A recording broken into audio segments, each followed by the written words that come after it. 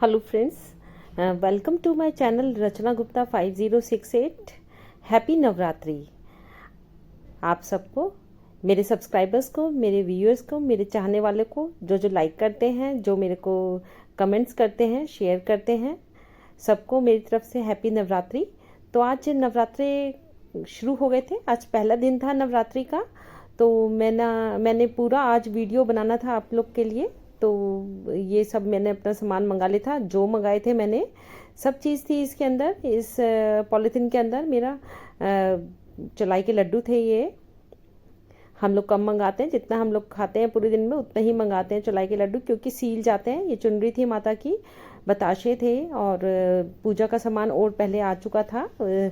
धूप दीप और ये कुट्टू का आटा था और सब कुछ मैंने मंगा लिया था। कपूर था, तो कपूर की पूरी डिब्बी होती है, क्योंकि बहुत अच्छे से जोत करनी होती है।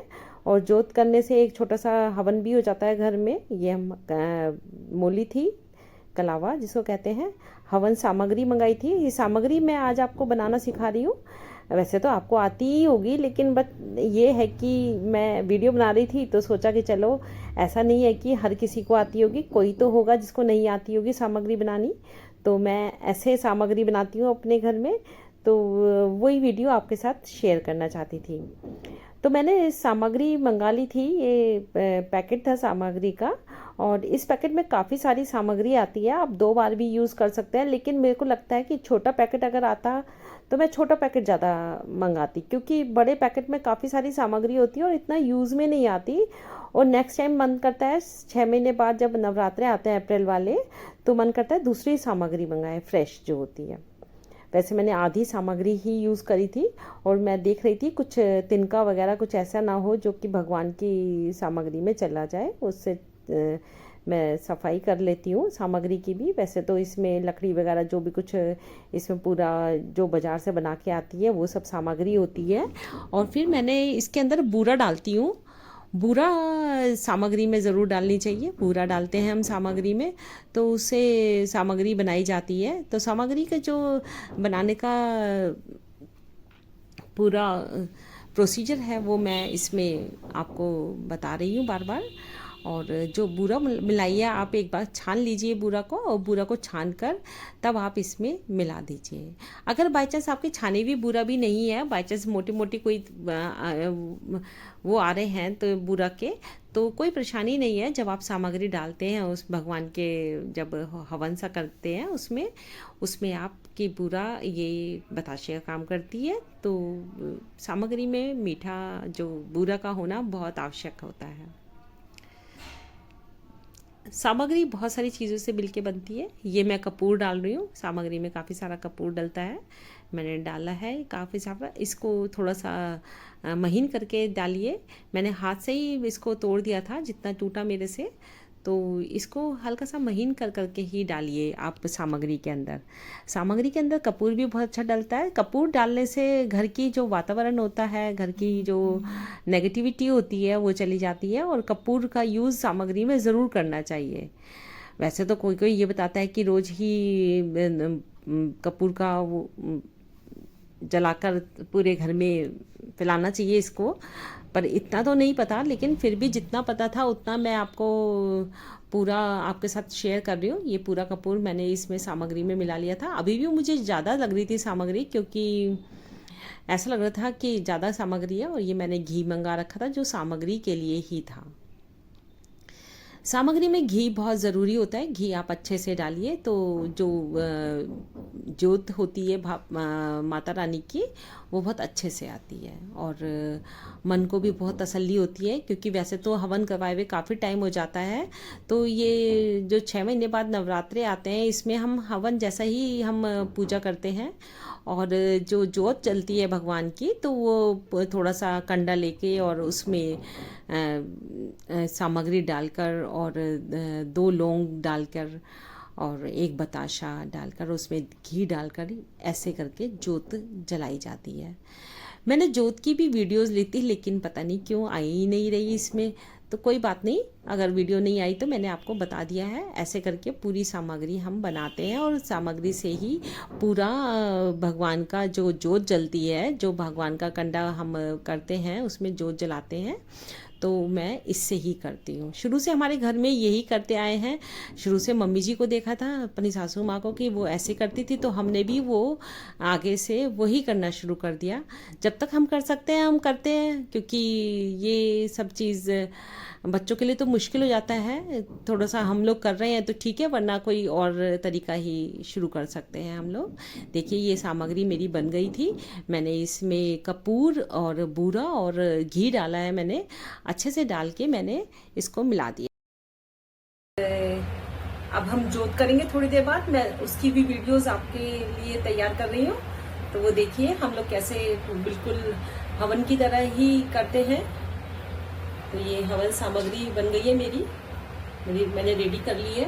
तो देखते रहिए ये सब वीडियोस आप मेरी। हेलो फ्रेंड्स, ये मैं पूरी वीडियो हवन सामग्री की नहीं है, इसमें मैंने ये भी जो हम लोग जो बोते हैं माता रानी के नवरात्रों में, ये जो होते हैं वो इसी नवरात्रों में बोए जाते हैं।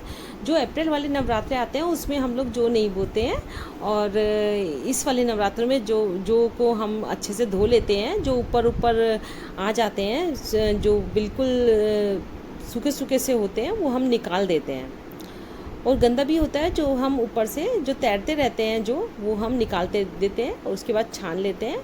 उसके बाद हम इसको रेत में बोते हैं। पहले तो हम क्या करते थे कि हम लोग मिट्टी भी ले लेते थे, ऊपर छत पे से हमारी गमलों में मिट्टी होती है वो ले लेते थे।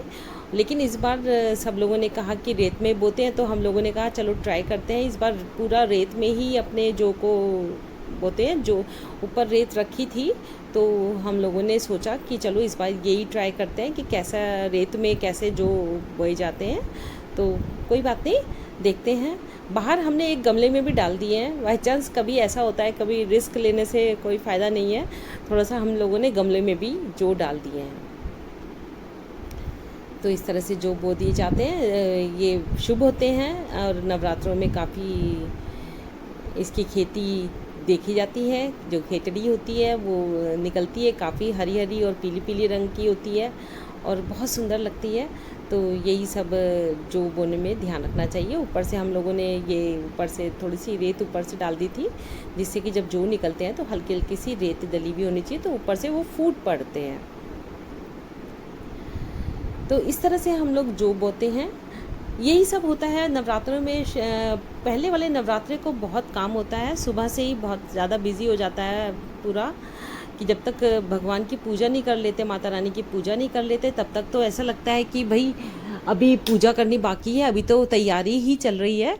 और 2 घंटे 3 घंटे लग जाते हैं इन सब कामों में हमको करते करते। और क्योंकि रेत भी लानी होती है, ऊपर रखी होती है रेत, तो उसको ही हम यूज़ कर लेते हैं। तो यही सब तैयारी होती है। और फिर रेत को छानना, कभी बाई चांस कुछ ऐसा ना हो कि उसमें कंकर वगैरह होते हैं, तो उसको छान भी लेते हैं हम लोग रेत को। वो सब चीज़ की तो वीडियोस मैंने नहीं ली है, पर मैंने आपको जो वीडियो सेंड करी है वो हमारे जो बोने की है। माता रानी का आज पूरा का पूरा मंदिर मैंने साफ़ करा था। तो माता रानी की जो हमारी मूर्तियाँ थी उनको भी धोना होता है। मैं हर 6 महीने बाद धोती हूँ, क्योंकि रोज़ रोज़ तो नहीं धुलती भगवान की मूर्तियाँ। और ये चुनरी भी चेंज करनी होती है, माता रानी को नहलाना होता है। तो मैं ये सब मंदिर से उठा के मैं ले आई थी मूर्तियाँ, कि क्योंकि वैसे भी आपको साफ़ करनी बहुत ज़रूरी हो जाती है, क्योंकि डस्ट वगैरह भी हो जाती है। कितनी भी हम सफाई कर ले, लेकिन क्या होता है कि डस्ट भी हो जाती है। उस डस्ट को साफ़ करने के लिए हमको धोना ही पड़ता है। और ये मालाएं हैं भगवान की, जो माला भगवान को मैं पहनाती हूँ वो माला है ये। और माला को भी मैंने धो दिया था, क्योंकि डस्ट तो हर चीज़ में जाती है। भगवान को मैं स्नान करवा रही थी तो नल के नीचे ही करवा दिया, क्योंकि पूरा अच्छे से धुल जाते हैं और सफाई भी हो जाती है और डस्ट भी निकल जाती है अच्छे से। तो भगवान का मंदिर मैं हर 3 या 4 महीने बाद साफ़ करती हूँ। 6-6 महीने बाद तो करते ही हैं, क्योंकि नवरात्रे आते हैं। नवरात्रे के पहले दिन तो सब लोग मंदिर की सफाई करते हैं। और ये माला क्यों मैं धो रही थी, माला में भी थोड़ी थोड़ी डस्ट तो हो ही जाती है, थोड़ा सा मैं सब कुछ की सफाई कर लेती हूँ। उसके बाद सुखाने के बाद माला को भगवान को चढ़ा देती हूँ। ये सब मैंने धो के रख दिया था एक प्लेट के अंदर। और मैं ये सब की वीडियोस इसलिए देती हूँ आपको कि आप लोग देखते रहिए मेरी वीडियोस को, पूरा देखा करिए। पूरे देखेंगे तभी पता चलेगा कि नवरात्र की पूजा और नवरात्र की तैयारी में हमको क्या क्या करना चाहिए। तो सबसे पहले तो मैंने यही बताया था आपको कि पहले मैंने जो भी धो दिए थे, उसके बाद फिर हमने सामग्री बना ली, उसके बाद फिर हमने भगवान की मंदिर देखिए। मंदिर मैं पहले भी आपको दिखाती रहती हूँ कि मंदिर मेरा देखो खाली कर दिया था मैंने।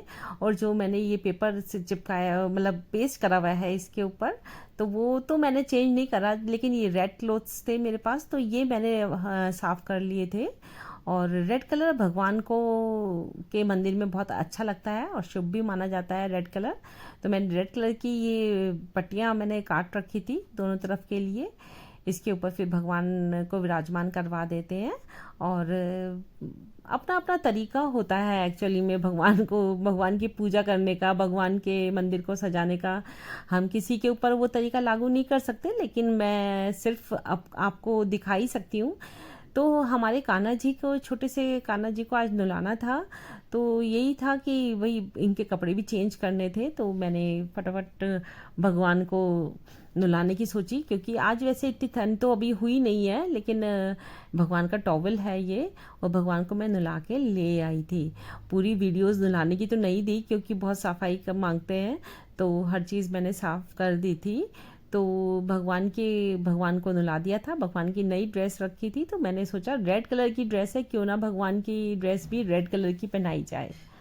तो कान्हा जी को मैंने रेड कलर की ड्रेस पहना दी थी, और पूरा श्रृंगार ऑलमोस्ट हो ही गया था। और ये मोर पंखी थोड़ी सी सीधी खड़ी थी, तो मैंने ठीक करने की सोच रही थी। लेकिन क्या है, जब तक मैं विराजमान नहीं करवाती भगवान को भगवान के आसन पर, तब तक वो हिलते ही रहते हैं, और फिर बार बार ठीक करना ही पड़ता है।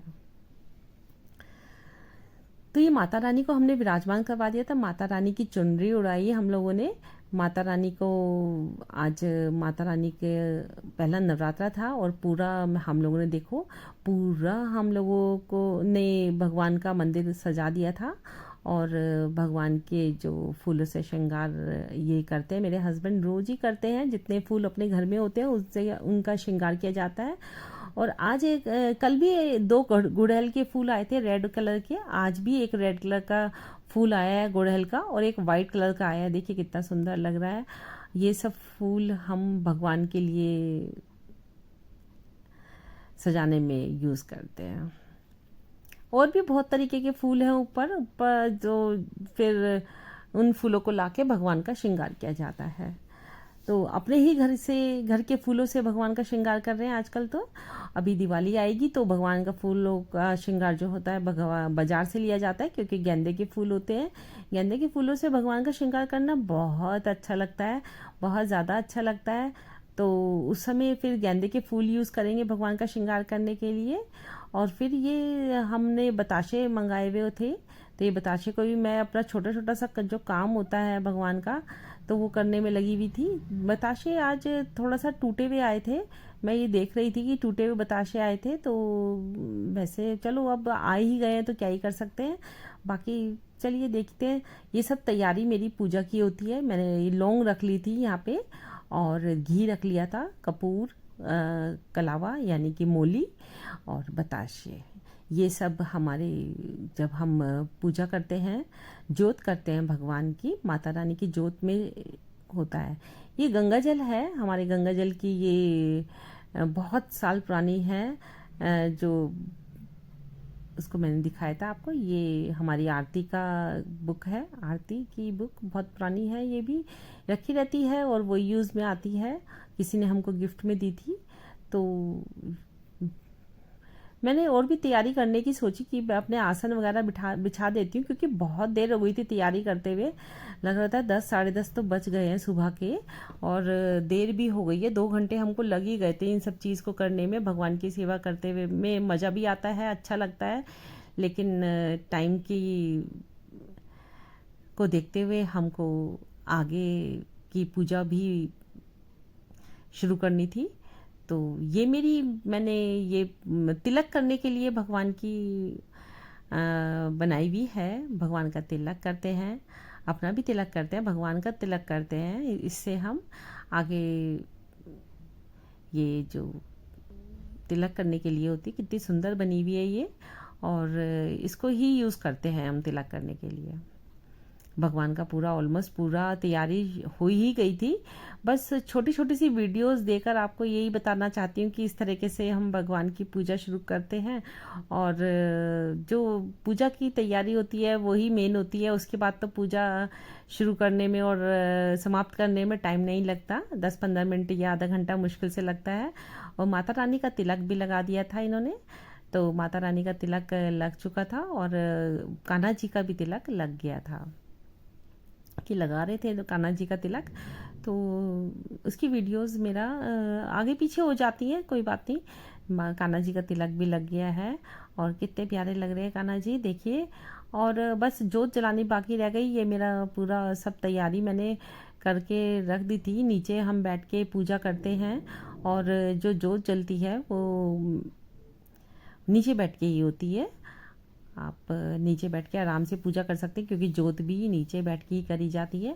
भगवान की जो भी आप अगरबत्ती, धूप बत्ती और जो जोत है वो भी जलाने शुरू कर दी थी हमने, क्योंकि टाइम हो ही गया था, 10:30 हो गए थे, दुकान भी जाना था। बस ये सब काम में टाइम लगता ही है। भगवान की पहले दिन की जो पूजा होती है उसमें बहुत टाइम लग जाता है। तो उसको करने के लिए हम लोग यही सोचते रहते हैं कि बस अपना अच्छे से हो जाए, और मन करके करते हैं तो इसलिए देर भी हो जाती है कभी कभी, कुछ कुछ चीज़ें। कोई बात नहीं, भगवान सब की रक्षा करें। और इस तरह से हम लोग अपना पूरी पूजा हो गई थी। हमने कलावा भी बांधते हैं हम लोग, वो बांधते हुए कि मैंने वीडियोस नहीं ली। फिर हम लोगों ने दोनों ने फास्ट करा था, ये दोनों का ब्रेकफास्ट था हमारा, और इस तरह से हमारी पूजा समाप्त हुई। Thank you.